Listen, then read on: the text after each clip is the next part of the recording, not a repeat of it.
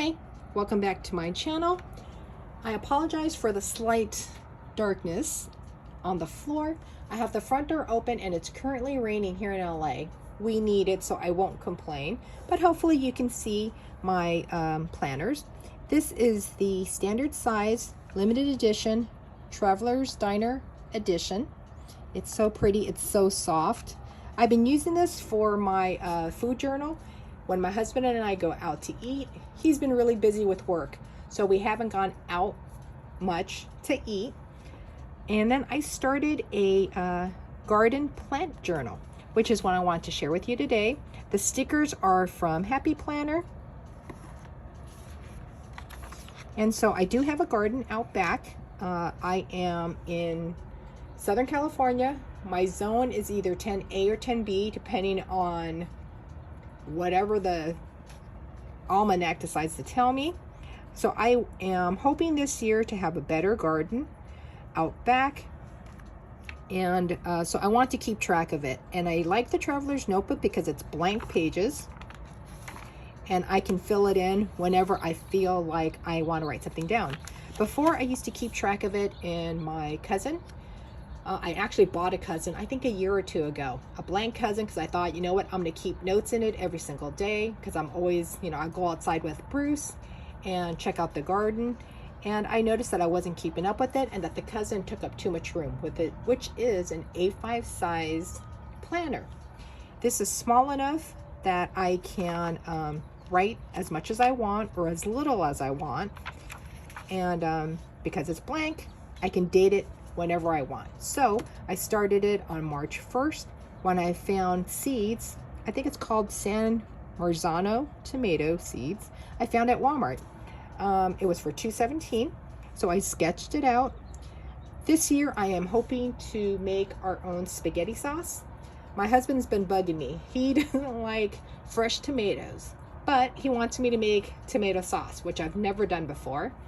And so this year I'm going to try to grow this and then write it down. So I wrote a little information about the tomato that I found on the back of the tomato seed pack.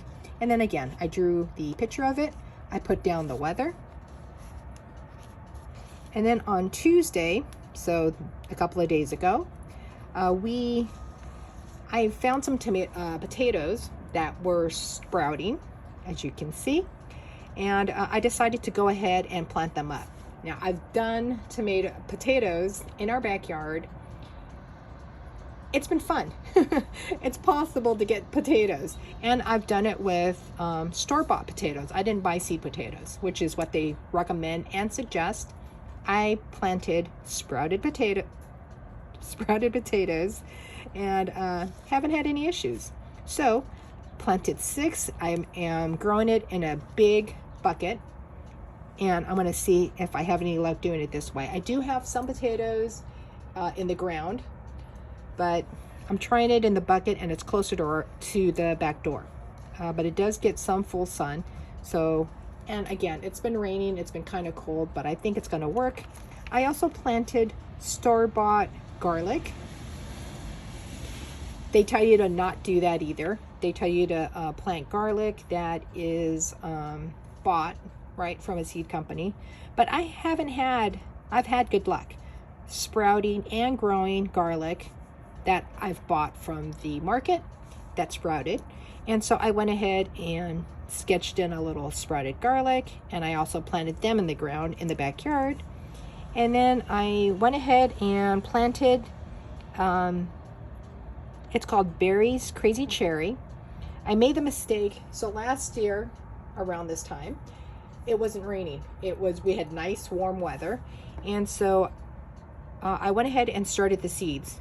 Turns out I was too early and the plant was just getting too big. It didn't matter when I tried to replant it and then bury the stem.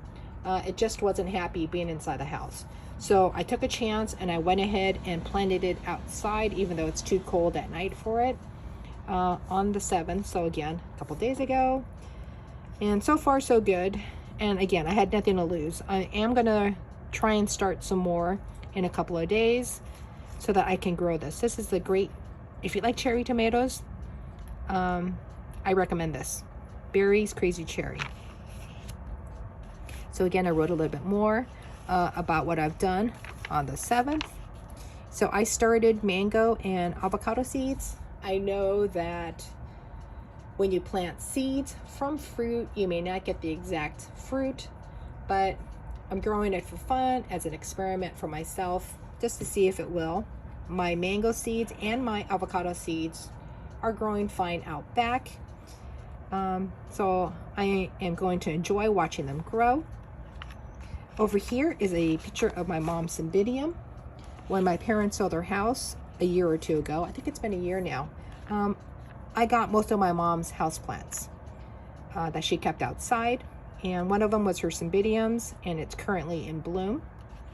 This is my avocado. It was supposed to be a gem avocado. Turns out it might be a Hass avocado. I think it's pronounced Hass avocado. So this is what it looks like now. It's been almost a year, and it's about the size of maybe a small baseball. So there's a picture of it.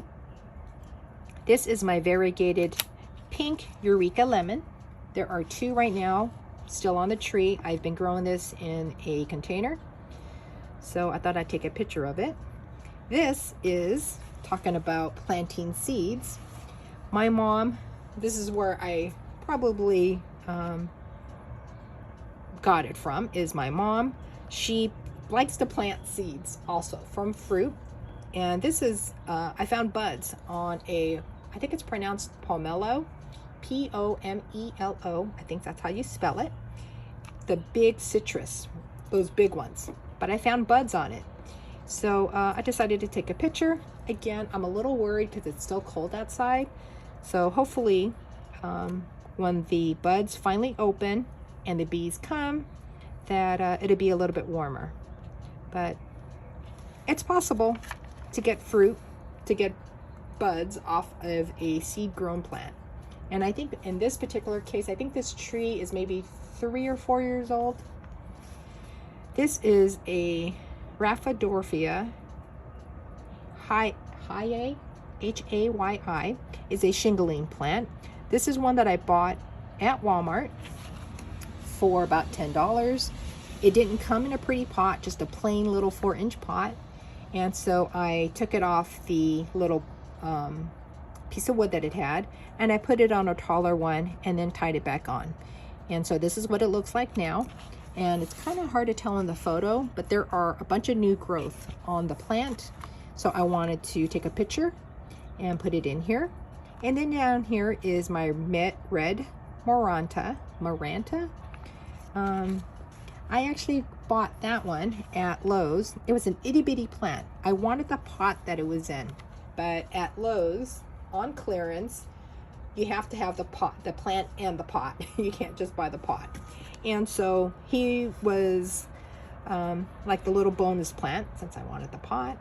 And I had read that he is a difficult plant to grow, to take care of, and so I wasn't worried. I wasn't going to cry if he died. But he did. He's actually thriving in our house.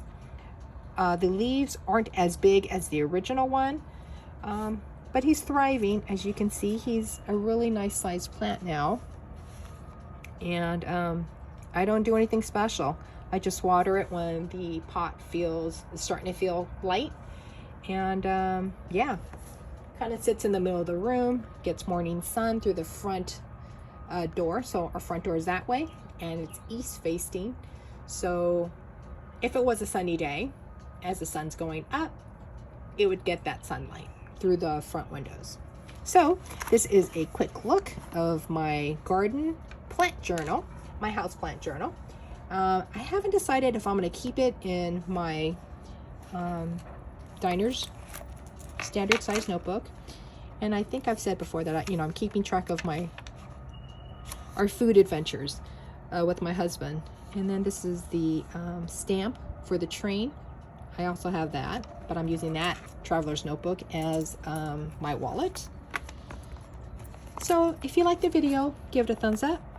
If you didn't, give it a thumbs down. Subscribe if you like to see. I generally do after the pin videos in my Hobonichi, my Happy Planner.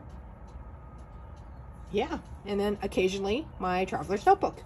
I hope you guys have a good weekend, and I'll see you later. Bye.